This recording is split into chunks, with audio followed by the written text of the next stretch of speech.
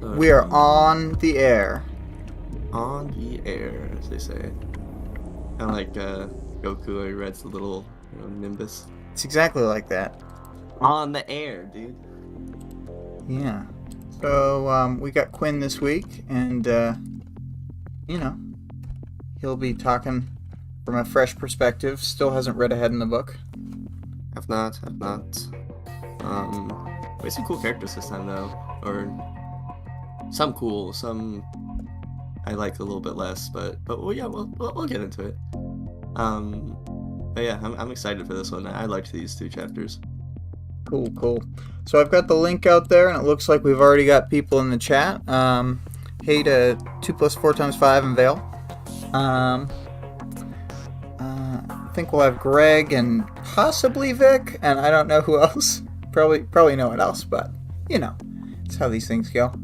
Um, let's see here. Hello, Vale. Hello, 2 + 4 × 5. I love your name. I always have to like read it twice. I'm like, wait, what? Yeah, 22 beat you. Yeah, 22 should have just yelled first. Um, Yeah, like the YouTube comment. yeah. Oh, oh my God. Somebody at work did a chat with a user, and the user at the beginning of the chat said first, right after it got opened, before our guy could get their first message out there. And it's just like, okay, I It's like, guess. yeah, you are first, I suppose. You beat him to the punch of writing first. Um, yeah. People are silly. Yeah. We got the art going. I don't know if you have the video running so you can see it, but it's pretty cool. We're getting to see the skeleton getting drawn of Brutus right now. Oh yeah, he's sick. Yeah. This is cool. I like the little. Oh wow. Yeah, I like that. Victoria's great at drawing these. Yeah, and I like how at the point when she's doing the face, she did a bunch of like switching back and forth between uh the old image from the bank heist and then this image to get the face like really similar. It's pretty cool. Hmm. Val says everyone is first depending on definition. I am the first in my house to join the. For example, first needs context clearly spelled out to be valid. Um. Yeah. That's funny. Um. Sigma says I am the third strongest mole. Yes, of course. Um. So we didn't exactly. We were a little behind, as I am often. So we did not have any themes written out. I was kind of thinking that like the posturing and the cape dynamics. I don't have a word for it right now, but that's kind of a theme that we've seen in the past, like at the Somers Rock meeting, and we'll kind of see it throughout the book. And like the Arc 2 fight is all about like bitch trying to position herself above Skitter in the like hierarchy of their little group, despite having no official roles. Hmm. But it didn't really work. I see what you're saying though. I would, yeah, kind of agree with that. That seems like a good enough theme to me. That'll be our theme of the chapters. Vale says there is so much posturing in these chapters. Yeah. So much. Um, and we'll switch to the higher definition art. And then, yeah, if you want to kick us off, Quinn. Awesome. Let me just get positioned in my chair. Get comfy. Yeah, yeah. Excuse me. Okay, so 5.5. We are starting it off by Taylor getting ready in the loft with Tattletale. They're kind of just discussing the mission back and forth, and they have to leave like as soon as Taylor is in costume because it's like a you know go now sort of deal. But their main plan is to kind of split into those groups of mixed teams. uh, excuse me. Um, yeah. Sorry. It's okay. uh, so what did you mean by this? I'm confused Oh, by this. so it's so that betrayals between their team would be harder. Oh, now I see Like what if you're the saying. Okay. ABB had betrayed had like Ultra paid the Fault Lines crew, for example, although she wouldn't break her mercenary code, but let's just say she was one to do that. Um, then if they got paid even more by the ABB and suddenly like one of the attacks was being double attacked by like all of Fault Lines guys and all the ABB guys, you know what I mean? Then like Yeah. in this case, when they have the mixed up teams, like Coil's guy, if you betray them, they'll just like shoot you. They don't give a fuck. Yeah, they're bad people. Yeah. But yeah, okay, that makes more sense now. So yeah, they're trying to do mixed teams so that a betrayal was less likely to happen. And just kind of, really trying to drive home the point that it's an alliance sort of deal with them all going on. Even though they're all kind of from different backgrounds and different goals, but they're all trying to work together in this one scenario. Yeah. I think importantly, here I was noting that Coil was the one who proposed that because he really wants to show he's like the leader of the whole deal. Head honcho. Mm-hmm. Also, I before we got you. moved on, I wanted to address the chats again. 2 + 4 × 5 saying, I don't think I'm a precog, but I'm pretty sure I do have a thinker power. One of my friends finished Worm in November, and now he's super into Worm fanfic. And in February, he asked me to estimate how many words of Worm fanfic he's read, and I was like, I have no idea, 10 million. And it turned out he had counted 10,080,002. Um, that's a pretty close guess. That's really impressive. Closer than That's 1%, right? Yeah. kind of suspicious. Hmm. That is a lot, and so close too. I think I'm too snooty a reader because of Wildbow. I can't stand almost all, fanfic. It just feels wrong. The voices are not right. 2 + 4 × 5 says, I know, right? It's like those generic brands of knockoff cereal that grocery stores sell for cheap. Okay, but on the other hand, the kangaroo branded fruity pebbles are better than proper branded fruity pebbles. So there is one counterexample that I know of. There's a few out there that are good. Yeah, yeah.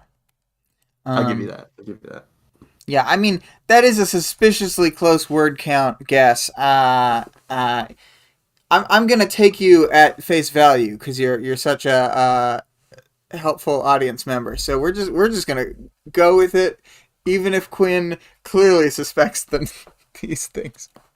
I just suspect that he's a thinker, and he's just Mm, not mm, telling us. mm. Well, no, that is what he said. Um, Oh well, so cool. but here we go. So there's a check-in system that Tattletale explains to Taylor that they're gonna have between the Undersiders, and I had to wonder. And this is for the people who have read the thing, but it I don't think this is really spoilers because it's so vague. I had to wonder if Tattletale was already formulating the string bean plan. That she's done other stuff toward it already, so we know that she's working in that direction. And the passcode system just made me think of that. Um, Tattletale takes Taylor's phone to program in the alarms for the check-in times.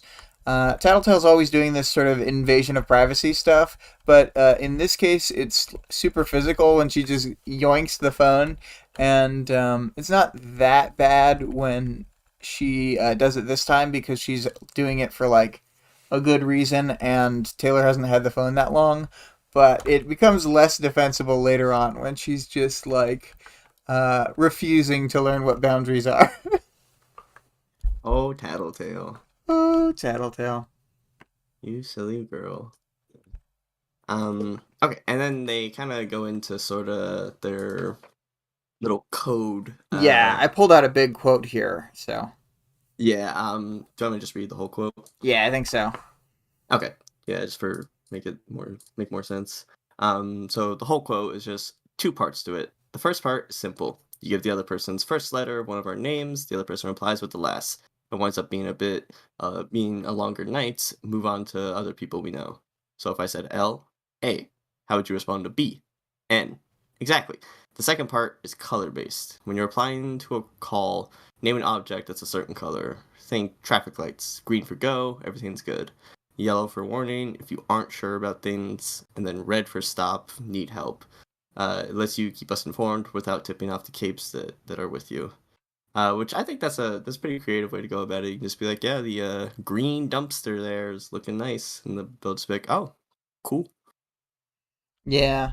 I think you wouldn't want to say the word green. You'd want to say like you'd say like N grass or like A B or like A bumblebee because then Okay, then yeah, it'd yeah. be like the bumblebee would be yellow or like you'd end with C fire truck for because you're always calling out one of the five response letters. But one Right. of the problems is that they can't use this too often in front of the same people because then it would become obvious they have such a small pool of choices right now. They only use five code phrases. Yeah, yeah, that makes sense. But yeah, I liked that. I thought that was a cool little way they could introduce that, or to have like a little code thing going on. Yeah, yeah. I'll look at the chat real quick. Vale says Tattletale starts out in the room with Skitter when Skitter is trying to get changed, always up in the personal space, and then makes the joke Exactly. Apple, always choose things that have all three colors. Um, about the personal space and changing, like I didn't even think of that too much because of like, um, I guess I've just like lived with enough people who just like will change around. I don't know, seemingly just around roommates, like it's just they don't even think about it kind of thing. So Yeah, yeah, that makes sense. yeah. Um, Greg says, in particular, it's easy to memorize this system immediately. Important when you need to get it to use it right now. Yeah, yeah, yeah. They need to use it right now, and then they get better at using it, and then they sort of upgrade it and increase how many names are involved and stuff. So, Unique. yeah. Did you want to go on real quick? I'll just that maybe I sure can. cool. Okay. So Tattletale goes with the group with Faultline herself. Possibly not, the greatest idea to have those two, but Tattletale, she's gonna love it. She's just great with that sort of thing. She loves annoying people who don't like her, and she probably wants to try and get some information from Faultline if possible to kind of just probe any sort of information or see if anything comes up out of her. Yeah, and we discussed that Tattletale would be a great reporter for the Daily Days, which I can definitely see her fucking being on the Daily Days. Yeah, she'd be like Nicholas, how he's like, I'm gonna start a gang war between these two mob families just to try and get information. Yeah. Who knows what secrets might come up to the surface? Um, Right. yeah. Vale says, thank God it wasn't states in their capitals. Chapter 6, Undersiders studying to try to memorize them all. Yeah, Uh, states in their capitals would actually be really bad because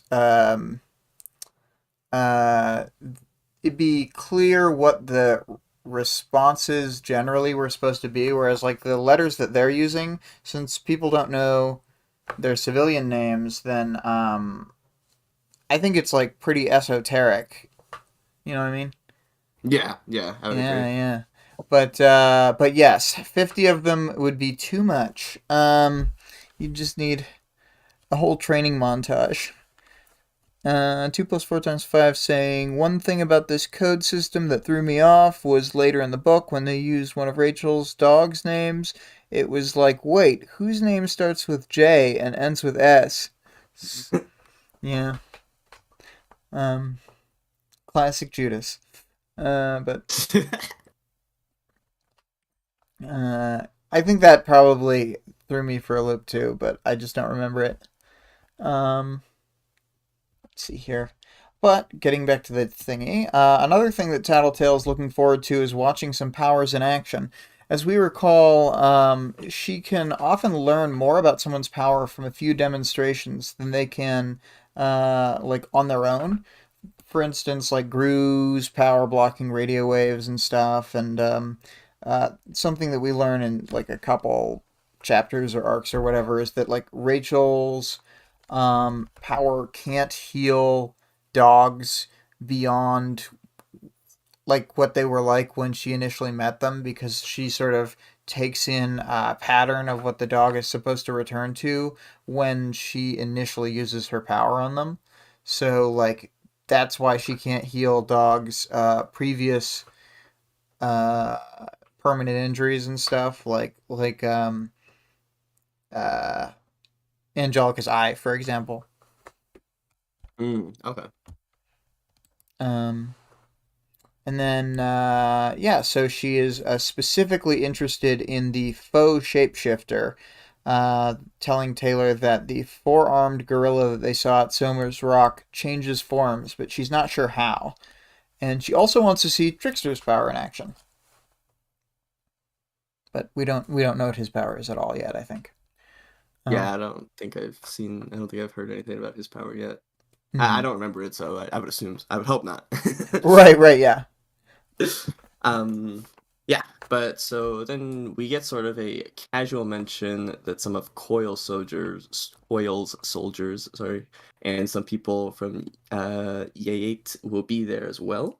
Tattletale adds that Regent is going with her to bring a little firepower to the table. Taylor asks about Tattletale and Faultline having problems with each other, and Tattletale says, "Yep, it's gonna be fun pushing her buttons, knowing she can't touch me." Uh, and I don't know. Yeah, I just love Tattletale. I just love how she's always, like looking for something like that. Yeah, she's always causing trouble. Uh, it's pretty great. Yeah. Um,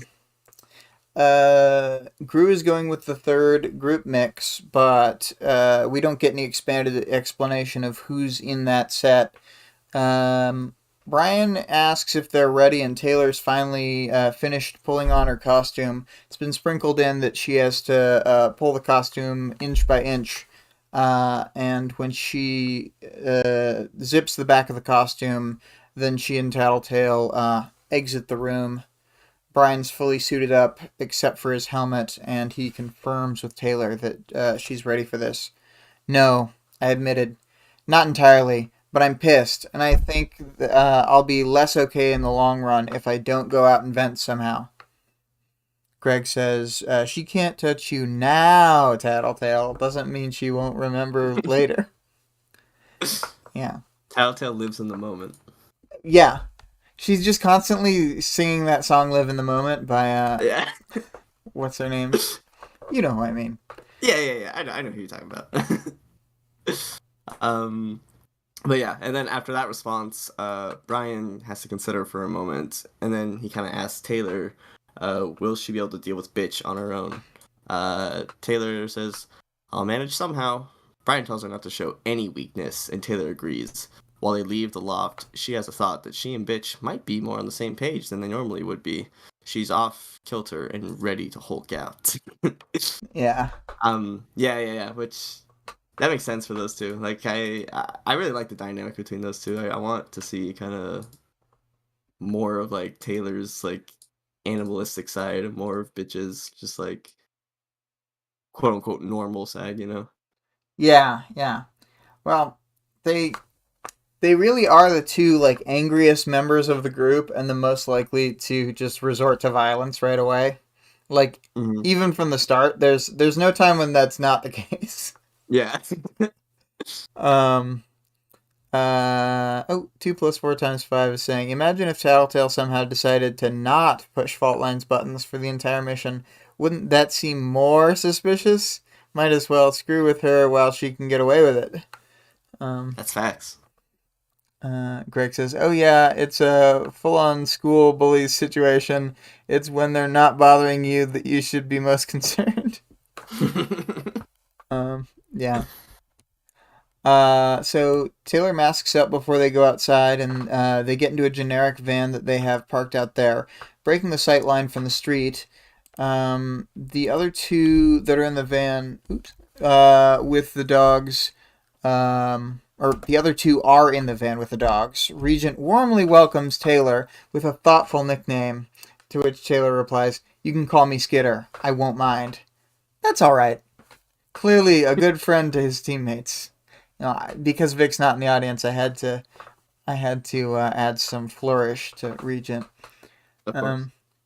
Um, he's wearing a dark gray variant of his normal costume for this outing.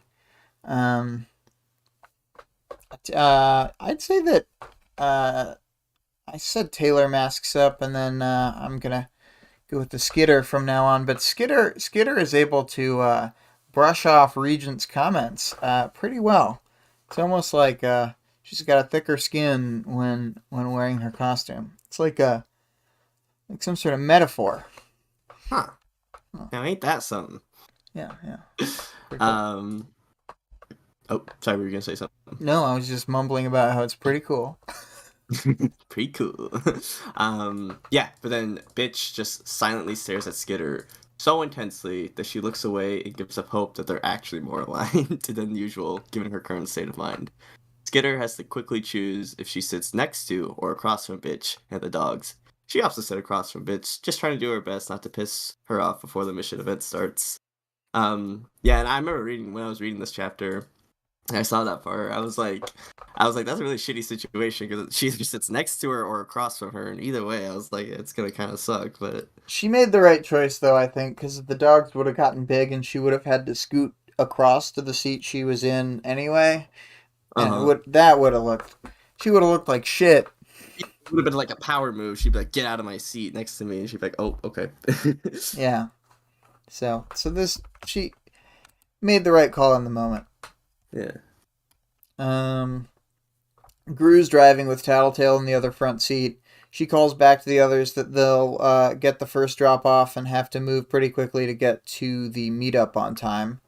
There are no objections from Bitch or Skitter. Skitter even thinks that this could be good to let the two of them build up their forces between the van and the meet point, and that if they time it right, Bitch won't have to have the time to get into a fight with her or someone else from the team up. And from this point on, the three larger mixed group teams will be known as Team Bug Dog, Nosy Annoying Team, and Gru Team. Um, I love Gru team. It's just Gru team. he's too serious. He would name his team Gru Team. He would. He totally would. I think. I mean, they wouldn't call themselves the Nosy Annoying Team, but I think we know why they're called that. I think that's a very fitting name for them. Yeah. Anyway. Uh, it's funny. Um, okay. So Skitter takes some time to focus on her power and is reminded that she's been able to sense and control over an even larger area than usual today. She starts to gather a swarm, and instead of her usual 2 city block radius, she's got like 3.5. She's running 175% efficiency. Tinkers love her. Yep. I thought of like a dumbass clickbait title. I was, but I almost wrote Tinkers hate her, but then I was just like, I can't in good conscience say that. They would love how efficient this is. Yeah. It just Um, doesn't make sense. yeah. Skitter asks Tattletale where they're going so that she can direct the swarm in the right direction, as they won't be able to keep up with the van's every move. Tattletale says they're going northwest, meaning they're headed to a point on the coast north of the train yards. Um, Skitter looks out the window and aligns the directions in her mind. I think later on in the story that she wouldn't have had to look, but she is also concussed after all, so maybe that's why. That's Oh, go on. Oh yeah, I was just gonna say that's a fair reason. Yeah, yeah. I'm just gonna check chat. Okay, cool. Um, okay. So next, she asked Tattletale about the power increase that she's been feeling, if Glory Girl was in the van, we'd get some nerd answer about Section Section Rangers. Ranges, yeah. What a fucking nerd! That character. Oh man, Glory Girl. uh, Oh, God, I hate that girl. yeah. I'm just kidding. I don't hate Glory Girl. I love Glory Girl. Yeah, me too. And then Tattletale, she's just like, can't say. Sorry. I could usually try and figure it out, but I'm focused on other things right now. If you think it's really crucial, and then she kind of gets cut off by Skitter, and she's like, no, I stopped her. It's not. I'll bug you about it later when your attention isn't divided. Pun intended? Regent mused. What? Guess not. Never mind. He checked a little. Bug you about it later? I was like, come on, Taylor. Like, how'd you not notice that? Like a bug? Yeah. Get it? Um, Bitch has been powering up the dogs, and we get some explanation of what it looks like that I'll include in the power section later. The back of the van is starting to get crowded with how big the dogs are getting. Skitter starts to contemplate powers and how they manage to seemingly create mass on the dogs. She speculates Bitch might be converting energy into mass, which leads her to thinking about like her own powers and how it would take lots of continuous energy to constantly keep her bug Wi-Fi running. And then she ends that line of thought with, "It was a little disconcerting to think about." Um, let's see here. We got now who's the dork, Alec? From Greg, and then yeah. Vale says Taylor thinks about this later and still doesn't get it. 2 + 4 × 5 says, personally I blame the concussion. Bug Wi-Fi. Oh my god. Yeah, I mean that's totally her power. Bug Wi-Fi. Yeah. Oh, sorry, I lost my point. Okay, so Gru kind of lets Bitch and Skitter out of the van and says that the van can't get them any closer because Bakura had bombed the bridge that leads to where they're going. Tattletale points out a weird tower which was formerly a tourist shop that has since been taken over by the merchants. Then recently they were pushed out by the ABB. Gru wishes them luck and sends them on their way. There goes my favorite. Yeah. God bless Gru. Bye. They take stairs down to cross the area below where the bridge had been. It's strewn with rubble that they move between, and the dogs seem to be enjoying themselves. Judas was wagging his tail as he jumped around the area to progress forward. They go through some door that Vic and I were having a hard time figuring out when we were talking about this chapter. But the best we can tell, it was like a door that divides 2 outdoor areas, leading to the staircase that brings them up to where the other side of the bridge is. You know, the destroyed bridge or whatever. Mm-hmm. Yeah, and I'm like, there's like something with my brain or something, but like whenever I see like a place described, I have to like read it like multiple times to like kind of actually figure out what they're trying to say. And I definitely agree with what you were saying. Like I was like, I couldn't even like fathom like what they were like trying to make the door look like. I was like, okay, it's just, I was like, I'm just gonna like ignore it for now. But that does make more sense when you explain it like that. Yeah, I mean, the thing is, there are some times when I can't like exactly figure out what he means, but for some reason I can always like my brain always constructs a scene that works, and like there's not always like a perfect spatial mapping to it. It's kind of like both visual and emotional in terms of like I think of the characters. I mean, it helps to have Victoria's drawings, but I don't always have like a character image in mind for a given character, but I can picture them in a scene by just like kind of where they are and kind of how I feel about them. Yeah, mine. Yeah, I kind of do the same. Where like, like the way I'll be thinking about something, like it doesn't. It's not like it's not concise. Like it doesn't make like any sense. I'm like, this wouldn't like actually be a real building because this doesn't make sense. But just like in my head canon, this is what makes sense. So this is what I'm gonna pretend it's like. Yeah, yeah. Yeah. Oh, yeah, and then yeah. So as they pass close together, Going through the door, Bitch can tell that Skitter is angry and comments on it. Skitter lets a bit of the day's events flow out in a very bitch-line sentiments. Yeah, I admitted. Bunch of stuff earlier this afternoon. Didn't go the way I wanted. Assholes. Then we get some classic bitch advice. Should hit him. Teach him to fuck with you. And yeah, I love this little interaction too between the two. It's just like, oh, look at you two getting along. See, she's kind of able when she's not around the others and she's not trying to impress them because like um she's kind of letting her guard down in this moment, and it's like the way that she naturally thinks and talks actually jives with like bitch. Yeah, it's just funny. So when she's kind of not in her head, it's like way easier for her to deal with. Greg says if Taylor can expand her range globally, she would graduate from Bug Wi-Fi to Bug World Wide Web. Hell Nice, yeah. nice. Um, Skitter says she did hit someone, but that's part of why things went so wrong today. And bitch commiserates with her. Story of my life. As they head up the stairs. While they ascend, the swarm starts to catch up to them and really starts piling up.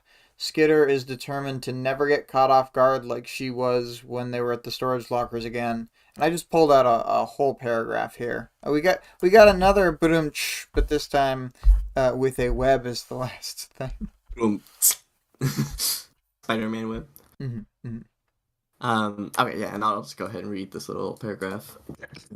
I learned my lesson on our last outing. I wasn't going in unprepared and unarmed. As they arrived, I drew the bugs close, selecting the best of them. I directed them under my armor, in the hollow spaces beneath my shoulder pads, under my belt, my elbows, and wrist guards, in my hair, and the concave panel of armor that covered my spine. They were there if I needed them. I doubted anyone would notice unless I let them. Which I really like how Taylor's able to, or Skitter is able to do that with her power. Just kind of like hide them like within herself, you know? Yeah, she's so fucking cool. Like Yeah, she legit. is. Even from this Like, part, I think.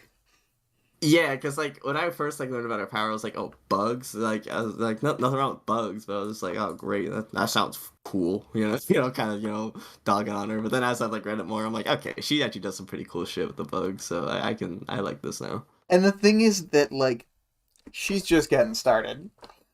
Oh yeah. He's gonna go nuts with it later. Pretty good. Like just the bullshit she comes up with. I love it. Um, Greg says bugs in her hair though always gives me a bit of the shivers. Yeah, right. I don't know what it is, but I feel like if I was in control of the bugs, I wouldn't be grossed out by them. I'm already less grossed out by bugs than most other people, I think. I hate bugs.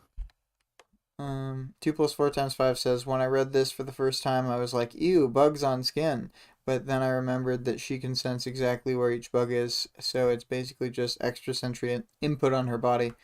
Yeah, I think that the first time that she has to put bugs directly on her skin is later. Although it is in another situation where it's just her and bitch. Um, and the that and the fact that she has total control over every bug. Yep. Um, let's see here. Um, so Skitter questions how Bitch could tell she was angry despite not being able to see her face. Bitch basically says that she could tell through Skitter's body language, but she's not able to actually articulate this well, and almost starts to get angry at being asked questions. So Skitter keeps quiet for the rest of the walk, and Bitch finally starts to relax in the silence, reaching over to scratch the half-transformed Brutus. They get to the meeting with approximately pony-sized dogs. Pony sized. Yeah. Um, but yeah, and then when they reach the official named rest of Team Bug Dog, Kaiser is standing in front with his bladed full plate on. Skitter notes that it's a different configuration of armor than he was wearing 2 days ago at Silver's Rock. Fenja and Menja are at his sides. They look kind of like Valkyries with full face helmets. It's not described here, but one of them has a sword and shield, and the other has a spear, which I didn't know that. Yeah. Um, they'll talk about them later because they do fight in this arc. Um, Okay. but one of the travelers was here, and we'll learn next chapter that her name is Sundancer. She's wearing a costume with red suns on black form-fitting armor. Um, Neuter is there escorting Labyrinth from his group. They're both from Fault Line's crew. He doesn't talk much. Neuter is hanging from the wall. He's wearing jeans, cloth wraps on his hands like a boxer. He's a shirtless orange lizard man who dyed his hair cobalt blue to match his eyes that have blue sclera instead of whites. Um, he stands out a lot. Labyrinth is there wearing a green outfit that isn't described here, so it just says she's there with her arms folded. Yeah, I love Neuter. He's just cool. Like I just like his like design, his idea for like what he is. Like I love everything about Neuter. He's like one of my favorites. So already. Yeah. Um okay. Amphibian Um man, not lizard man. Neuter doesn't have scales. All right, true. yeah, come on, come on. But amphibian doesn't um sound cool like lizard. Lizards are cool. exactly. You say amphibian, people are like, "Oh, what?" You say lizard though. And you're like, I don't fear okay, them. pretty cool. Oh, well, okay, lizards. Okay, but so last but not least, because Kaiser is least, as we all know. Um, sorry, I'm an idiot. What does PMC stand for? Private military corporation. Okay. So yeah, we have two private military corporation style soldiers who work for Coil. They're People decked out usually with actually say weapons. PMC though. Okay, so it's PMC. Okay, PMC's private military corporation. Got it. Okay. They're decked out with weapons. It's a sniper team who also have grenade launchers. These guys have the old school power known as expensive gear and training. The Wow. good old American way. Yeah. I'm not sure that these guys even are American. A lot of Coils guys are from other countries. Oh well. But Oops. no, it's all good. But yeah, like in, for example, Metal Gear Solid 4, typically the conflicts that you are interacting with are some sort of local rebels fighting against PMCs, and the people who are like destroying, the actual people who live there are never even like from whatever country they're acting on behalf of. They're just like faceless multinational corporate goons. Um, Hmm. and they're real too, like Blackwater. And I mean, Blackwater is almost exclusively Americans, but they do go around the world killing whoever you want for money. Yeah. They're real pieces of shit. Yeah, Um, real like just the worst of the worst. Greg says he's got them goat eyes, and then 2 + 4 × 5 says because he's the goat. He is the goat. Yeah, yeah. I do like these particular soldiers in terms of effectiveness, but they still probably suck. Just in general. Yeah. Yeah. So arrived with less than a minute to spare, Undersiders, says Kaiser in his douchiest voice. Um, Skitter gets out her phone instead of a watch and uses her bugs to guide it to her hand. So when they like synchronize their watches, that's what she does instead. Although I don't know how you can quickly change the time. I guess they use different operating systems than the phones we're used to, so maybe it's very easy in their phones. I don't know. Yeah. But Kaiser's saying they'll attack in 5 minutes and kind of positioning himself as the leader of the group. He tells the team to move out. Oh, But Greg says in his douchiest voice. Ah, so his normal voice. precisely. Yeah. And before I read this, I just want to say that my roommate's gonna have like he's gonna do like a band practice thing, but he's like in way fucking room downstairs, so you shouldn't hear him. But if you do, just let me know and I can kind of adjust. Okay, yeah. But yeah, just let me know. But yeah, so this is when bitch makes a wordless power play of her own to knock Kaiser off his stride. She finishes the transformation on the dogs by pushing her power extra hard. Brutus gets another 2 or 3 feet taller all at once, and all the bones spikes erupt from his body, and he shakes all the gore all over the rest of Team Bug Dog. The only people to play it cool like it's no big deal are Bitch, Skitter, and Labyrinth. Everyone else is alarmed and yells and flinches. Bitch swagger walks over and uses a bone spike to hoist herself onto Brutus's back. And yeah, I loved that scene that like everyone but those three were like surprised by it. Which Yeah. we don't know much about Labyrinth, so that's interesting that she didn't like really react. Or at least I don't know much about Labyrinth. Labyrinth. Cool as a cucumber, clearly. Didn't even flinch. Vale says, Basement Bandcamp episode, new title. Yeah, exactly. Yeah, you'll learn more about Labyrinth later. But this is just a pull quote from the thing, a whole paragraph here. It was intentional, maybe a bit immature, but she'd made Kaiser flinch. Taking him down a notch like that, so soon after he'd assumed control of this impromptu team, it was probably more of a statement than anyone present could have accomplished with words. Yeah, and then Bitch directs Brutus to start moving in the direction that Kaiser had indicated they go, and the other dogs follow. Skitter starts walking the same direction without waiting to see how long the rest of Team Bug Dog takes to get it together.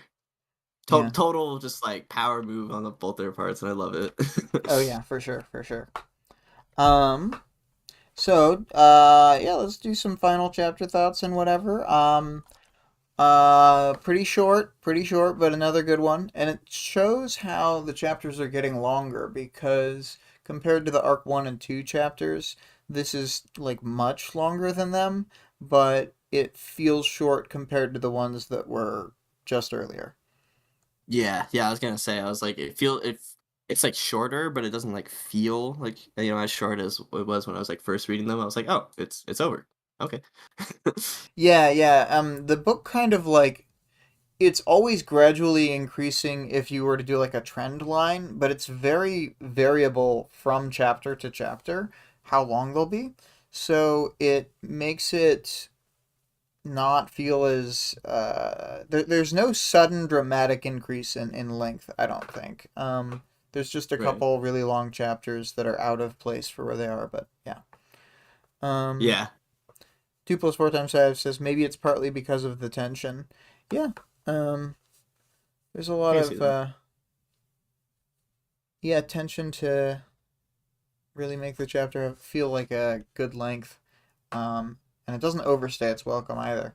Um, so yeah, I think it's a good chapter. We get introduced to Team Bug Dog. We get introduced to the password system, and we just kind of get the uh, we get a little bit of fill in to see them actually getting to this place so that it feels like it makes sense to go from the school meeting to a fight. Yeah. I feel like it would be Yeah, really, I really liked this chapter. yeah, I feel like it'd be really jarring if, like, let's say you just started on 5.6 instead of 5.5 after 4. Like, if they just excised the one chapter, it'd just be like, oh, okay. Like, oh well, I mean, sure, yeah, I guess. Yeah, I agree. Yeah. Vale says this is the first serial Wildbow started. He'd learned in college to limit chapter size to a certain length. He threw that out within a few arcs. Hmm. Gotcha. Yeah, I do end up liking the longer chapters. Like, and I've only read Worm and Ward. I haven't read the other Wildbow stuff yet, other than Arc One of Pale and Arc One of Pact. But I like the longer chapter styles in Ward and Arc One of Pale rather than like the short chapters at the start of Worm. Um, Yeah. it's I think it's a little better. It's more coherent to me, but it's obvious like his writing skill improved throughout the entire time. So like by the time he got to Ward, he's just so ridiculously much better. That's why I'm always like excited for people to read Ward, but like most people, even if they read Worm, don't even start Ward, and it's sad. But, So sad. so sad. But I think we're good to start off chapter 2 or 6. Chapter 2. Yeah.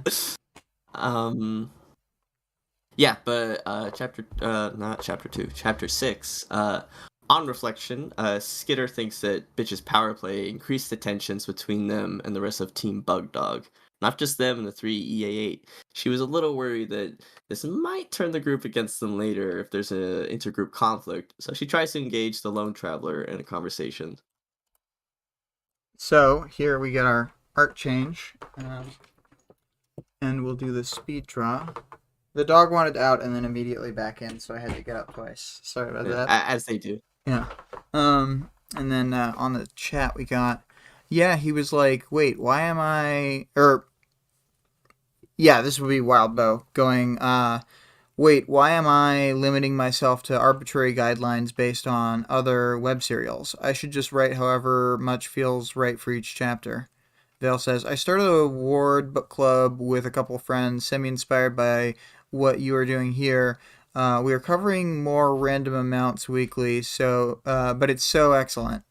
I'm rereading they are reading for the first time. Yeah, and I feel like if you're on your first reread, Ward has like Worm has a lot going on already that like you will only know about later and notice on rereads, but like Ward is just chock full of like once you understand the characters and like their actual motivations and stuff.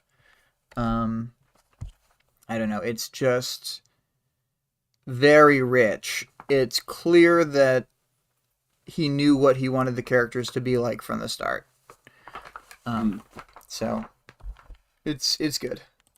But yeah, slowing her pace, Skitter catches back to Sundancer and asks her name. My code name? Yeah, Sundancer. I'm going by Skitter. Couldn't decide on a name, so the media sort of picked one for me. You're one of the outsiders, right? Undersiders. I'm new to the team, honestly, but they're all right. Huh. She looked in Bitch's direction. Yeah. Yeah, and I love the name Sundancer. That's a cute name, and even though like I don't really like know what she does. I mean, later on she kind of like says she gives like a little brief thing of what she does, but just the name Sundancer. That's a cool name, I thought. Yeah, yeah. Do you have any guess as to what her? You know what? This is great. Having you on here, I can have you guess all these people's powers. So we'll do that in the character section. Okay. Yeah, I just thought of that. That'd be fun. Where am I? There I am. Okay, so Skitter tells Sundancer it's not that bad and asks about being in the Travelers. She has to take a beat to form a response. Intense, violent, lonely. I like how it's written here. 3 words that each get their own sentence. Skitter is shocked because, from her perspective, your teammates are your only friends, which may indeed be the problem that Sundancer is facing. There's stuff going on that makes hanging out less fun than it should be. I'm not going to explain it, so don't ask. Yeah. Yeah, I like that because it shows kind of the difference between different teams. Because to Taylor, it's like that's like a crew, like that's really like family almost. But Mm-hmm. then we see from Sundancer, I keep wanting to say Sundowner from Metal Gear Rising. uh, yeah, because it's just cool to kind of see like the different. I don't know what the word is. Just like the different Team interactions dynamics. between dynamics. There you go. Different dynamics between like the different parties. Yeah, and like basically like family roles because I mean the Undersiders live together, the Travelers live together. Not every team, but a lot of teams live together. Mm-hmm. um. Oh, Vale in the chat had said Worm is tactically beautiful writing. Ward is much, much richer and focused on a tight set of themes. And then Vale said, I named one of my City of Heroes characters Sundancer. It's a wonderful cape name. Yeah, I agree. I'm glad we all like the name Sundancer. I read it. I was like, oh, that's a cute name. Like, I don't know. I just really like it. It's like one of my favorite cape names I've heard so far, I think. Yeah, yeah. One of the things I like is it feels like there's cape names for like any kind of taste. Like, um, there's really straightforward ones. There's ones that are like super on the nose. There are like really esoteric weird ones. There's like ridiculous funny ones like Clock Blocker. Um, there's ones where they named themselves like a thing that has nothing to do with their power, like but I don't have an example that's already arrived in the story because I do have a distinct example in mind, but don't want to name them, I guess. But I guess I can name them. That's not really spoilers. Marquis. His power has nothing to do with the title Marquis. That's what he calls himself. Just who he is. Yeah. Um, let's see here. Um, Circus, Sundancer, Miss Militia, my favorites, says Vale. 2 plus 4 times 5 says, keep names for any kind of taste. Yeah, except Skidmark. He has no taste. See, there's even cape names for people who like just terrible names. So, yeah. I also really like Miss Militia. That's a really cool name too. Yeah. It's a really funny one given her power to switch gun between any gun form. Yeah, yeah. Um, Yeah. Oh yeah. Skitter quickly assures her that she won't pursue that line of conversation any further, and admits that she's new to being a cape. Sundancer opens up a bit that she's at that and says that aside from the stuff she won't talk about, they're constantly moving from city to city, usually never staying in the same place for even a full week. So Skitter lies a bit about her background to like cover up who she is, but then is mostly honest and says that she grew up in Brockton Bay. Um, the converse. Oh, I guess that'd be switching to you. Oh yeah. But yeah, the conversation is cut short as Neuter suddenly pushes Skitter with his tail, moving her back into a car. She's annoyed for a moment. He shook his head. This is like a quote pulled from it. He shook his head, pressed a finger to his lip. His blue eyes bored into mine. They were weird eyes. No whites, just azure blue irises that extended from corner to corner with rectangular horizontal pupils. Which I know we talked about him having like goat eyes earlier, but I found that kind of weird that he had like goat eyes, and because like lizards or amphibians, whatever, like they don't have goat eyes. So I'm like, well, why does he have them? It's It was just weird like, because I can like perfectly like imagine what it looks like, and I just think of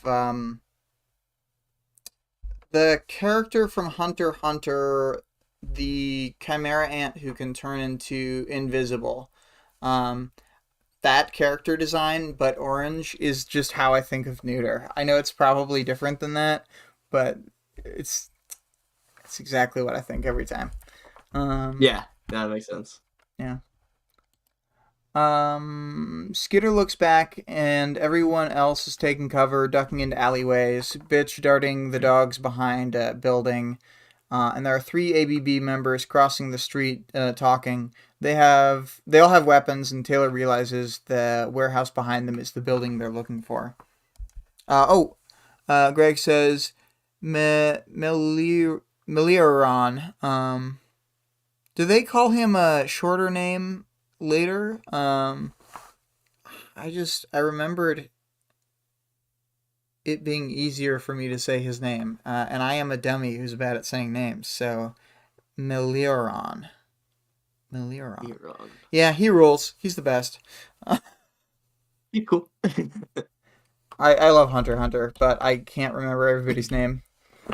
Yeah. Um. Okay, but yeah, and then Kaiser, kind of upon seeing their target, he has already, taken his initiative, and he says, "Me and my girls will circle around, tap from another direction." Skitter, not a fan of this, and says how the reason they are in these groups is to avoid, this exact situation. I guess not exactly for like it was like for that less betrayal, but she's like, this doesn't make sense. Like, why are we splitting up? But Kaiser super doesn't give a fuck and says he's just like, okay, well, like, I'm going, and he just like leaves, and I forget their names, Frenja, Menja, something. Yeah, Yeah, Fenja, Menja. They kind of just like go with him without question. it's just um a little more like Fenya and Menya. oh, okay. um But yeah, and then they kind of discuss amongst themselves. Taylor's like, "Oh, should we like stop them?" But just like, "I can catch up to them." And Neuter, he's like, "It's not worth it." He's like, "We shouldn't fight amongst ourselves, especially like in a situation like this." He's like, "Just let them go." Which yeah, that's another reason why I like Neuter. He kind of sees the bigger picture. He's like, okay, he's like, let's just like they're gonna do what they're gonna do, and I guess that's okay. Yeah, he's smart. Yeah, Yeah. he is smart. Bitch calls Gru and Tattletale to update them on Kaiser's new plan, while Skitter takes the time to explain the sort of people they're dealing with, as she and Bitch have the most experience with this group. Together, they make a plan to have Taylor survey the area with her swarm first. Neuter will go on the second floor, and then Bitch will send her hounds in through the ground floor. Skitter also assures Neuter that her bugs won't harm anyone. Yeah, and I didn't pull the quote, but it was like a thing. He's like, so those won't harm her. He's like, no, they won't harm you either. He's like, if they can catch me. And I was like, hey, I No, no, love you, Neuter. they can't harm him because if they touch him, well, you don't know this They, quite yet, but they'll just totally get stunned by his like, natural venoms or whatever, or yeah, yeah. poisons. But yeah, I thought that was Yeah, funny. He's just like, well, it doesn't matter anyway. I was like, okay. yeah, yeah. His power would actually be, um, I mean, his power would be pretty cool to have if you didn't have to become an amphibian. I don't Um, know. I'd take that. I think I think I'd rather. Hmm. be a normal person. Yeah, yeah. That's fair. It's cool to look at him, but probably not cool to be that. Yeah, Um, probably you're probably right. and plus, he's got like an always on power that I don't think would necessarily be always on if he wasn't A amphibian lizard type. or amphibian. Yeah, Mm-hmm. Mm-hmm. that's a good point. Excuse me. When asked, Sundancer kind of describes herself as artillery, but says that her power has a caveat in that she can't use it without harming a lot of people, both friend and foe alike, unlike Taylor, who can manipulate her bugs or whatever. Like perfectly, Um, yeah. yeah. And then Neuter has Labyrinth and Sundancer stay behind to be ready in case they need help or backup as like an escape route. Because I guess Neuter, he kind of sees both their powers working in tandem. He's like, okay, you two do this while we, jump up in. Mm-hmm. Mm-hmm. Um. So, wait, where do we end up at? Sorry. You're right here. You're good. You could probably just Cool. put these two together, to Oh, be okay. honest. Oh, Yeah. shit, I fucked it up. Yeah, so Skitter then sends her bugs into. Oh, you know what? I've never asked you. Do you have it formatted so that it doesn't do page breaks? Because I intentionally have it like that because it makes it so that you don't have to worry about that on paragraphs. Um, I don't think so. you'll have to like Well, figure out that after, but it is yeah, rather useful. It makes it much easier to read. But yeah. Skitter then sends her bugs into the area. She unsurprisingly finds lots of people inside, but it was all bare skin, stripped down to their underwear. This caught Skitter off guard, but she had to stay focused at this time.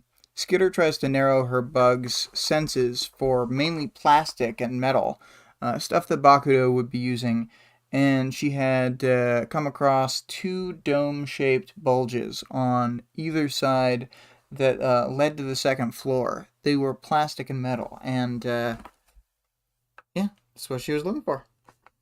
yeah. She found it, and then Skitter kind of had an idea. She took this out of Gru's book, created like a little dummy. This is the way I saw it. Like a little dummy just out of bugs that was like humanoidish, Shadow and kind of just clone no jutsu. shadow clone bug jutsu. Yeah. And yeah, she kind of just like tested it out and kind of had the little bug humanoid thing walk through those two bulges. And then as soon as that happened, an explosion went off, and all the people inside, they were scared by a large influx of just random bugs in there, and now an explosion. So yeah, there was like a lot of disarray as soon as that happened. Mm-hmm. Mm-hmm. Yeah. Skitter determined they were motion detectors as the ground was too hard for landmines. She sends her bugs in to find any more traps and had found 2 more similar bombs and set them off the same way. Uh, Skitter had found all the traps that she could and estimated 20 to 30 ish people on the ground floor and about 10 in the office upstairs that were armed. Go, she says. Yeah. And then as soon as she says that, bitch and Neuter spring into action immediately. Neuter, I think they described it like this as him doing like a half crawl, half run sort of thing. Mm-hmm. Um, and bitch, in classic bitch fashion, just kind of busted her way through the closed metal loading doors, bay doors with her dogs. And Neuter was doing like 15-foot jumps to kind of get to the second floor as they had planned out. And yeah, Taylor kind of described the speed of his jumping at pretty much the same pace that she could throw a punch. So he's pretty nimble, which that's cool. He's I just love Neuter. also got like like a normal person, even if they were that fast, couldn't dodge bullets just because they couldn't be in the right places all the time. But he's got enough like focus and mental acuity and speed and whatever to look at people who are firing guns and know where to jump and stuff. So his power goes like beyond even just his physicality. Yeah. So I Okay. think that's That's pretty interesting. cool. Yeah. Um. And then yeah, this is also when Skitter is able to kind of confirm what she had thought. The people that she all saw on the ground floor, or that she had sensed on the ground floor, were a mix of kind of like Asian men and women, and they were all like very lightly clothed, like just kind of like a loincloth or something just to cover them up. And Skitter kind of taking a moment to consider like what this would be. She was like, is it slave trafficking or prostitution or something even worse? So yeah, it's kind of scary for her to see all that, I guess. Mm-hmm. So 2 plus 4 times 5 says that they just posted new art in the other art, their neuter fan art, which they threw together in 7 minutes. I am going to um, take a moment to might throw off some other screens, but that's okay. We're just gonna move this in. There he is. It's that's the fan art. I like it a lot. So there you Yeah, go. I like that. Uh-huh. Yeah, that's who I think of. Yeah, that's pretty much exactly how I saw him. Yeah, that's great. Thank you for that. Um, and I think that was a transparent, so you can just put him on stuff. That's great. Um, uh, awesome. Or you could use him as a Worms Armageddon map. Okay, so where were we? Neuter had then entered the building. Upon making contact with any of Skitter's bugs, they had fallen to the floor, not dead, but paralyzed. Skitter had read about that, or read about Neuter, and had known that his body fluids, bodily fluids, some would say, were potent hallucinogens that only took a few seconds upon skin contact to be absorbed. Mm-hmm, mm-hmm. Yeah, and yeah, he's got a lot going on there. Excuse me. But yeah, Kaiser, and then it's Menya. That's how you say it. Mm-hmm. Okay, Kaiser, and then Fenya and Menya had attacked from the other side as they said they were going to because they're great people. And they were drawing most of the gunfire and kind of had their attention, which was kind of nice. But it left Bitch kind of stranded in the group of all those unarmed, unclothed, excuse me, people. This is when Skinner realized that somebody had cut off the route that Bitch originally took to get there. So she kind of was feeling around, and she saw that the barrier, or felt that the barrier had thin, sharp edges, sort of like blades. So this had immediately had Skidder be like, okay, well, it's probably Kaiser. And she's like, now, was it on purpose? Or did he try and like actually mean to cut off Bitch, or was he just trying to cut off the ABB's escape route? She wasn't sure, but I guess we're not necessarily 100% sure it's Kaiser, but it's probably Kaiser. Mm, mm. Let's see here. Yeah, so Skitter couldn't keep a close tab on Neuter like she could on other people, as the skin would make the bugs drop, fall unconscious, but she could feel moving through the air. Skitter had also noticed that Neuter was able to knock down two people without even touching them, possibly through spit or blood. Yeah, he's got like a super good spit. It's pretty dope. Um, yeah. Yeah, and I can like totally see that. Just like him shooting some shit out of his mouth or whatever. So it's cool that they kind of like expanded on his power without really saying what he did, and they might say later that he can, but it's kind of cool that you can kind of infer like what's happening. Taylor's also like super super good at this stuff, like especially when Mm, she's in full Skitter mode. right, full skitter scatter. Mm-hmm. Um, but yeah, so then Skiddo had narrowed it down to Neuter and just one other guy that he was fighting. She noticed that the guy was wearing a bandana or like something, so she couldn't like really, get like up in his face with her bugs. But this is when she realized a big mistake she had made. There was now a second person behind Neuter, and she was like, "How could I not have noticed that?" And then she noticed that one of them was gone, and she immediately knew what was, going down. As soon as she was like, "Wait a minute, this seems familiar," Mm-hmm. Mm-hmm. Yeah. and they don't say this yet, but I guess I may as well say it. But basically, yeah, she kind of starts to realize that Oni Lee had arrived, and he was, there fighting Duder. Mm-hmm. Mm-hmm. So Skitter immediately auto-dialed bitch to inform her, and Skitter had a handful of bugs go down to where Neuter's body had collapsed onto them, so she knew where he fell down. Um, and then bitch picked up finally, to which Skitter explained the situation and that Neuter needed help. Oni Lee was in the building, and there's a pause. Lung's here too, she said. Yeah. Chapter end. Oh my god. Oh, Lon, I remember that guy. So, yeah, what final chapter thoughts on this? Yeah, The chapter? um, super cool. I really liked. I mean, obviously, Lon. He just has a really cool power, so I just love seeing like Lon in general. So I'm excited to see kind of what's gonna happen with him. But yeah, this whole chapter was pretty cool. I thought. Yeah, just cool all around, honestly. Yeah, yeah. And, you gotta think, like, Lung got that big before fighting just Taylor for a little bit, but, somebody started a fight with Lung, and, Bitch is there, and, some other people. You know, they don't close the deal soon. Yeah, might be a problem. Yeah. So yeah, another good one. I like the interaction between Sundancer and Taylor at the start, and then 2 + 4 × 5 says lungs power is great for escalation. True, true.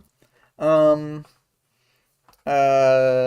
so yeah, I don't know. I like the different aspects of the chapter. How it starts with like a conversation, and then uh, there's a little intergroup fight, and then there's like an actual fight that starts.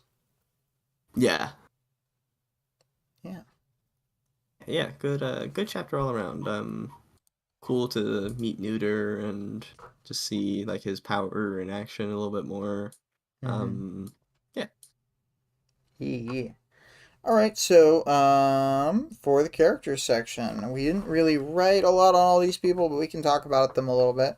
Um, Lisa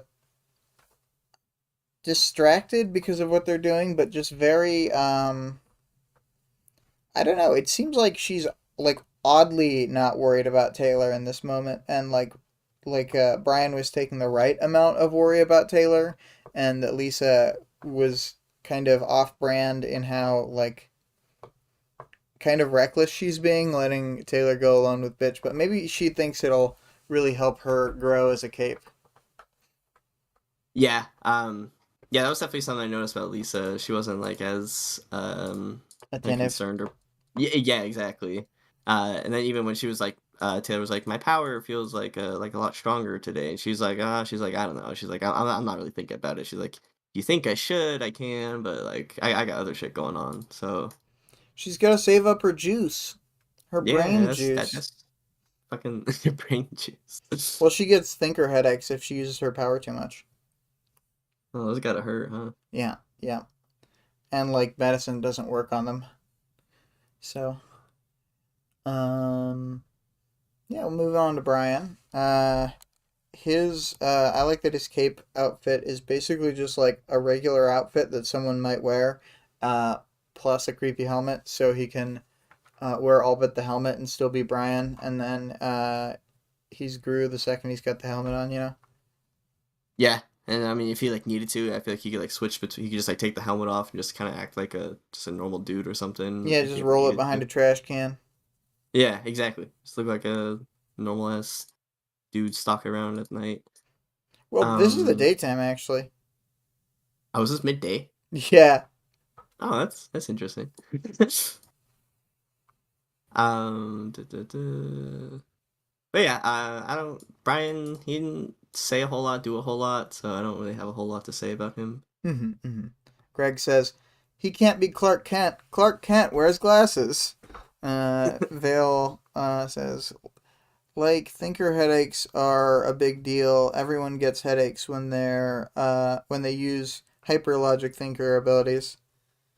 Um, yeah, yeah. It's a pretty common Mhm. thing for thinkers to get thinker headaches, but then there are the style of thinkers like Taylor who use their power continuously and never have downsides. Ah, Vic is here. I get those headaches too when I think. Vale says, see? Um, See, oh, Vic, I wanted, since you were not here, did you get to see the uh, new art in the Discord? I think it's quite good. Um, it's our neuter art now. Um, yeah, pretty good. Uh, and then we got Alec. Alec is here for a very short time in the chapter. He manages to insult Taylor, but makes a pun. he calls out a pun too. That's great. He notices, um, because I mean, come on, Taylor, you can't just talk about bugging someone or using the other version of bugging someone or the word insect somehow. Yeah, you got to realize that you become like a pun city as soon as you have a power. Yeah, like it's just it's part of the whole shindig. She gets it. Well, she doesn't get it. He Yeah, she gets it. doesn't. Yeah, yeah. But anyway. So Rachel, this is the first one where you have a little bit of a pull quote. Yeah, I just pulled a quote that we used earlier. It's just bitch just stared angrily at me. It was so intense, I had to look away. Yeah, just kind of wanted to, I guess, reinforce the whole, I don't know what you call it, just like the tension between her and Taylor, Yeah, that they just always have for whatever reason. yeah. And I mean, we get to see a lot about Rachel, like how she eases up when they stop talking. I think that's really important, and how she can like tell what uh like how Taylor feels through her body language. Um, I think that's all really important stuff. Yeah. Um, yeah, so we'll continue to talk about Rachel as we go, obviously, because she's in lots and lots of it. So, Kaiser, you had written Kaiser was a man who, as we have seen, sort of did whatever he wanted with little regard for how it affects the rest, i.e., blocking off Bitch's escape route, going against the plan, attacking from a separate direction. Yeah, he's just like a dumb idiot, and he's like, I'm the best. Vic said about Rachel and Taylor, so much sexual tension. Oh, God. Yeah. Greg says, the way Sundancer describes the travelers also describes bitch. Intense, violent, lonely. I also like to, now that I've done that by accident, I'm feeling a real like Hayden Christensen vibe to that line. It's very Anakin. Yeah. Yeah. Yeah. Oh god, that's great. Um. Um, and Yeah. then we have Pena Mena, which I just tried to scrounge together what I could. I didn't really have anything on them because I don't think they even said a word. I think one of them like whispered to Kaiser, and that was it. Yeah. Yeah. Um, That's all. I didn't even yeah, include so I that in the just summary. yeah, exactly. Like I just said, not a whole lot. They're just like kind of two mysterious people who kind of accompany Kaiser. That's all I got. And they have the same power. They're grow to giant sizes. Oh, And when they grow to be giants, then they take less damage proportional to how big they are, and get denser and stuff. So okay. it's a pretty good power, I think. Yeah, I'd like that power. Kaiser doesn't have little regard for consequences. He specifically manipulates everyone else to do his bidding, even if they're his enemies. That's totally different. Um, yeah, he's just bad at it, I guess. He's really good at manipulating the Empire 88 people, but like he really fails at this situation. Um, He's just a bad guy. he kind of just gets jumped. Um, but yeah, so Sundancer, all I had written here was, "You're one of the outsiders, right?" I thought that was funny. Yeah. Um, and we get this delightful Sundancer art over here. I hadn't known exactly what to think of like how the suns would look, but I like that. How Vic made those. And the mask is really cool. Um, Yeah, yeah, I like that. Vic says Sundancer is such a beta. Yeah, Vic hates Whoa. Sundancer and What? Grace and Vista. Uh, um, but yeah, I don't have like a super lot to say about Sundancer. I really like their interaction, but we kind of talked through it already. Um, Vale says Sundancer has mom trauma. Yeah. Vic says there's almost no deets about her costume. 2 plus 4 times 5 says I like Sundancer. I like Sundancer well enough, but I think it's funny to go along with Vic yelling about how she's a beta. Um, I originally had thought it was purple and yellow for some reason. Yep, nope, the whole team is red and black. Nice. They all match Trickster. Um, and then let's see here. The next one up, Neuter. I think we're gonna give another special thanks to the art. Once again, let's see. Did I close the tab? But I can reopen a new one, shrink it, and he'll be on screen over here near Sundancer. Um, Neuter. I mean, I feel like you should talk about Neuter. Because you're new to him, but you already love him. Yeah, I love Neuter.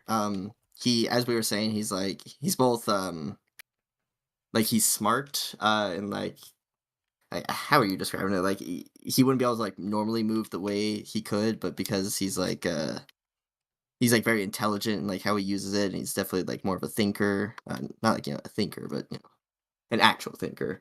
Um, he's like very he has like a very just battle oriented kind of brain. Like when Kaiser was like, I'm gonna go do my thing, and they're like, should we stop him? He's just like, nah. He's like, that's just gonna cause like more issues. He's like, let's just leave them be. So yeah, he's definitely like a big picture guy, which I really like, and he's just cool. Like just look at him. Yeah, yeah. Vale says, I want to use Dolly to make Worm fan art. It might take a long time before I get to try, if ever. You should use Dolly Mini. That's what I Mm. used to make the doges for the other week. Neuter is good at thinking fast. I think Neuter might actually have like an increased thinking speed like someone like Taylor does. Um, uh, Vic says, I want to get high with Neuter so bad. 2 plus 4 times Same. 5 says, which is especially helpful when you're as fast as him. Vic says, I know he doesn't get high, but um, yeah. Got Yeah. high off life. Um, boop, and high quality. Um, so yeah, moving on to Labyrinth. You don't really know anything about Labyrinth yet. They don't Yeah. even. I don't think they even describe her costume in this scene. They kind of. I think they say it's green in Somers Rock. Uh, yeah. Yeah, I had like absolutely nothing to say. I just wrote Labyrinth. Vic, if Neuter was real, we would definitely go to Palanquin. I mean, what? No, huh?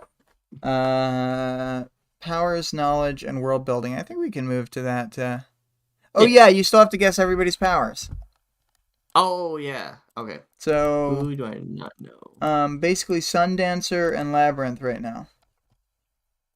The Labyrinth. Okay, I guess based off her name, hmm. I kind of feel like she is gonna have some sort of like maybe not like maybe like an illusion sort of thing where she can maybe like trap people inside something or kind of give them like some sort of like illusion where like they think they're somewhere else or like they think like a right turn is actually a left turn or something like that is kind of what I'm thinking for Labyrinth. Some sort of like Hmm. thing that gets like in your head and kind of messes with you, or just Hmm. like a physical thing that is like a labyrinth. Those are really my best guesses just based off her name. Uh, and then Sundancer, she described herself as artillery. So, hmm, I'm just gonna guess she's like lobbing shit or like I don't know because the name like Sundancer is just weird. Uh,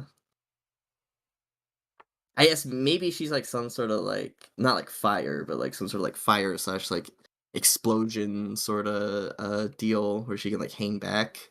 Maybe like the Hmm. sun part of her name is like fire. I don't know.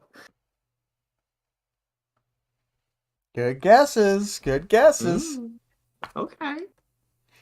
Um, but for powers, knowledge, and world building, I think we can move to that section. I loved your guesses. I'm glad we did that. Um, one of the good things about having you on the thing is that everybody else who's doing this has read it all, so they can't really like guess at things, etc. Yeah. Yeah. So, Vale says Sundancer, expert at martial arts, but only during the day. Exactly. Yes, exactly. It's like She Halamon from JoJo. she can capoeira, but only if indirect sunlight. Um, powers, knowledge, and world building. We got the range increase and the power increase for Taylor. Hmm. Mysterious. What do you think it is? Um, I don't know. Maybe it's because she's like more like in a bad mood. As she like said at the beginning of chapter 5. No, maybe that has something to do with her power. I'm thinking. So like maybe like as she gets like more like her emotions get more intense, maybe her power kind of grows, something like that. Hmm. Yeah, we can keep track of that. Um, So then I pulled a kind of long quote here because I think whenever we get to hear about it, it's kind of fun. Uh, Bitch was using her power on her dogs. It was really my first opportunity seeing it happen from the beginning. It was like seeing a sausage split its casing, only the casing was fur and skin where the rifts appeared. It wasn't just muscle spilling out, but spears and ridges of bone. Some of the exposed muscle shriveled into scaly growths. Um, yeah, I think that's a really cool description there. Yeah, yeah, that's cool. I like how she says it's like a sausage being split open. I'm like, I can just imagine that. I'm like, oh. Yeah, Greg just said like a sausage splitting its casing, but a cute dog. Um, and then we missed a couple here. We got Vale saying, "No, no, we can guess wrong all we want." And then 2 + 4 × 5 says, "Sun dancers' dancing skills really put the art in artillery." Ah. Yeah. And then do you want to pull this Yeah. quote here? excuse me. Yet they kept growing to the point that the back of the van was feeling crowded. Where did that mass come from? Was it pulled out of thin air, or was she drawing it from some kind of energy and converting it into matter? And then if you just want to keep Going going. to okay. Yeah. And then for that matter, if my brain was a radio tower of sorts, pinging every bug for their locations on a near constant basis and sending them instructions to override their own brains, where was the energy to keep that coming from? Yeah. Hmm. This is the part that she found disconcerting. But yeah, asking the real questions. Taylor's already thinking about it. Like, what is powers? And Who is Powers? yeah, what am I? Who am I? I wish I had had that quote lined up to put, but yeah. I want to do more sound drops. I don't know if you listened to last week's episode, but I got a couple good audio drops in that I was happy with. Oh, really? Yeah, one of them was a Neil Breen. It was, I'm feeling less stable, which is, a typical Taylor quote. Um, she talks like that in every episode. Yeah. Um, Greg says, if the universe is so large, why won't it fight me? Good point.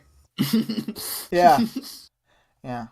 Looking like a thin veneer. Universe.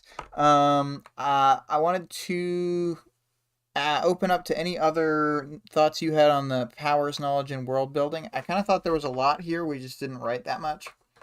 Yeah. Definitely the increase in power is a little like, that's just like something to think about. It's kind of just cool to see like everyone's powers in tandem together. Yeah, it's cool to see new team ups. I think like there's gonna be a couple opportunities to see them like work with other teams and stuff, and like varying the combinations is always really cool. Yeah. Um, and then yeah, obviously I'm excited to see what Labyrinth and Sundancer do. Uh, and yeah, I just what else I guess is there? I'm excited to see Lun again to see how much crazier his power is gonna get. Mm-hmm. Mm-hmm. Yeah. Because I love I love Lun's power. I don't like Mhm. Lun, but his power I think is really fun cool. I am excited also for you to read those chapters and the interlude this time. I think you're gonna really love it. So yeah, I'm glad that you're reading this with us, Quinn. I am glad too. It's Um, very fun. and I've got the audience participation question. I forgot to do the reminder at the top. But if you had to fight one of the three ABB capes, which would you want it to be? You're a parahuman, but you can't pick what power you have. Hmm. I'm just gonna grab this. So, we have some audience answers. I will pull from the Discord. I think maybe only one, but we'll see. Audience participation. Um, So, 2 plus 4 times 5, and Vale both answered, but Vale did a joke answer, so I was thinking there was a chance Vale would put in another answer, either during the stream or whatever. I do like the joke though. 2 plus 4 times 5 said, "Why are they called buildings if they're already built?" And then Vale said, "How well does it work for you to read this a few chapters at a time?" Oh yeah, let's address Vale's question first before we start reading the things. Are you liking the really slow pace, or is it too slow? Yeah, I like the slow pace because, like, Will, like, I'm not, like, a super big reader, Mm-hmm. like, it's just hard for me to, like, stay focused, for that much, and honestly, I could do more than 2 chapters, sometimes 2 chapters almost doesn't feel like enough, but, occasionally I'll do, like, 3 or 4 if I'm feeling spicy, but, yeah, I like kinda doing it slow just 'cause I don't I'm just not, like, a huge reader, and it's just kinda cool to kinda read it like in little chunks. Makes it like much more manageable. Because I have a bad memory too, and sometimes I just kind of forget. I'm like, oh shit, I gotta do that. But then it's only like 2 chapters, so it's not like like a huge thing I have to like worry about or whatever. Yeah. But yeah, I like reading it kind of in short bursts. Yeah, and I also like So I read Worm all as one thing, long after it was done, but I read Ward as like week by week from the start, and I can tell you from reading Ward week to week, like it adds a lot to it to have it slow fed. Like you you're with the characters for so long. Like Hmm. if you keep pace with the stream, it's going to be like 3 years to finish the story. Right. And you're just with like being with Taylor or Victoria for that long of a story. It just you really get to know them super well, and like I don't know, I think they're just so great. I love them. Yeah, yeah. Yeah, it's cool. I get to stay with the characters more, and like I can kind of like mull over like what I read for a little bit before I kind of go on to the next chapter. You know. Mm-hmm. Mm-hmm. Um, 2 plus 4 times 5 said I read arcs 1 to 12 in a week. Then I went back and listened to the We've Got Worm podcast, and I realized I missed some important details. Vale says I binged Worm the first time I read it, so hard. I was so obsessed I lost sleep and took days off work just to read things. Then, as soon as I finished, I started again slower. Yeah, I mean, I didn't take days off work, but because of the nature of my job at the time, um, I was able to listen to audio stuff like most of the day. So like all day at work, and then I would go home and I'd be playing Breath of the Wild because I was listening to it in 2017. When Breath of the Wild was new.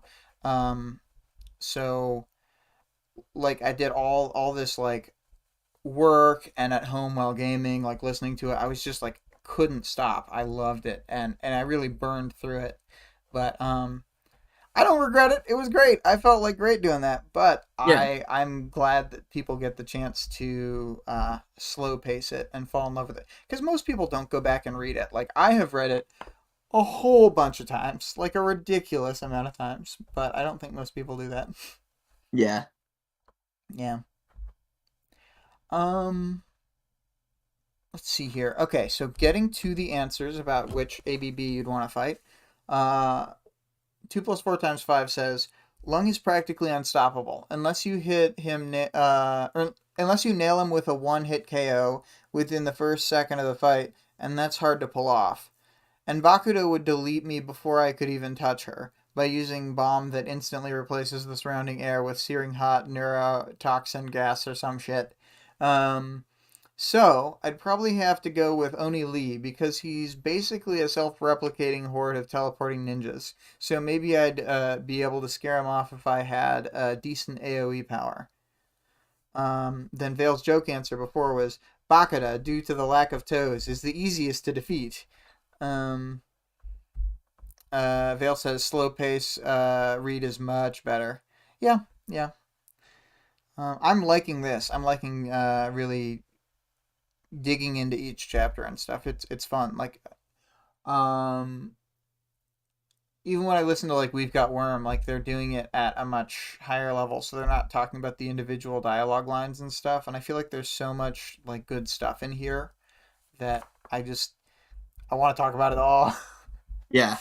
um but Vale's actual answer was I would actually choose Bakuda. Lung is nearly unbeatable for most. Onili is a nightmare. Bakuda is the least awful of the options to fight. I think I mostly agree with 2 plus 4 times 5. I think if you have a random power, um, my bet is on fighting Oni Lee, but it's like it's a bet, you know. Yeah. Really depends on what your power is. Yeah. Val says this style is great now. We'll just continue to get better and better. Yeah, I mean, I want to keep increasing the quality of the stream, but I think I may have mostly capped out. I'll keep introducing more like shitty lo-fi projects and stuff because it's really fun. But I think that this is just going to be a permanent lo-fi stream. Just Yeah. Exactly. we'll have the highest production value will be the amazing art from Victoria, and then the next highest will be the shitty Dolly mini dogs that I made. Um, 2 plus 4 times 5 is adding more to the participation. That's true. Oni Lee is a sadistic psychopath, so it'd be slow and painful. Whereas with Bakuda, at least my death would be quick. See, I'm worried about the idea that she would use like one of her like torture bombs, like she tries to use on Gru. Um, oh, they say Mm. I'd still choose Oni Lee because there's a small chance I'd win. Yeah, yeah, yeah. Greg says, "Do you have to beat them? If not, I'd pick Lung. Simply running away from him tends to work, so long as you do it before he hulks out too much." Um, Vale says, "You don't have to do more, except, of course, the next level of full strength, 200 plus hour anime you put together for the end." Yeah, of That's course. true. I've got to make the full worm anime by hand, by myself, and do all the Foley with only my own voice. Yeah. Um, it'll be fine. Um, uh, yeah, so I think we're kind of near the end of it. I don't have an audience participation question this week yet. I'm going to try and think of one early, but I think I will be out of energy today. Um, we're uh, we're gonna kind of like hang out later and stuff. So we're all my time is already being filled by that. So Right. yeah, yeah. Um, nice little sit out with a bunch of friends on the grass. Just have a good time. On the Um, 100-degree grass. yes. Well, if you're in the shadow under Greg's tree, it's usually fine. Yeah. Um, so because we were sitting out there the other day and it was like high 90s and it felt fine. Um, uh, oh yes, and I wanted to read the links real quick, and then we'll just start doing the outro. And this time I'll remember to start up the outro music, unless I forget, making it extra embarrassing that I brought it up. So the outro music we'll be using is No Escape, the Crime and Mystery edit by CO.AG Music. This time I was smart enough not to start it before the links because it's so short. But CO.AG is a great source of copyright-free music. I have really liked the stuff that I've listened to, and it's probably where I'm going to source most, if not all, of the music from. I had a small idea to commission one of our online friends to maybe write a song for one of the later parts, but I think they're very busy making a movie right now, so um, wouldn't be realistic, I don't think, at the moment.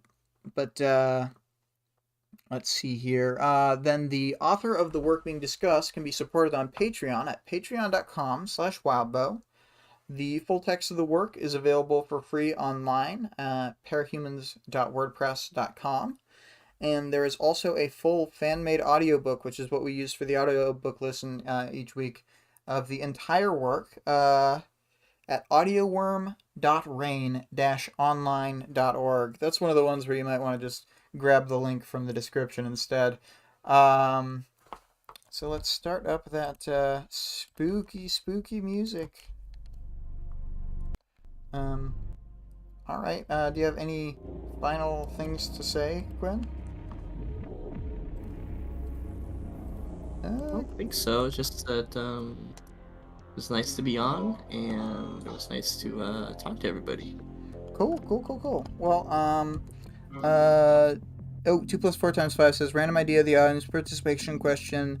Make up a specific superpower you like, or like you can fly, but all right, I'm gonna just steal this and put it in the thing. I'm running out of music space.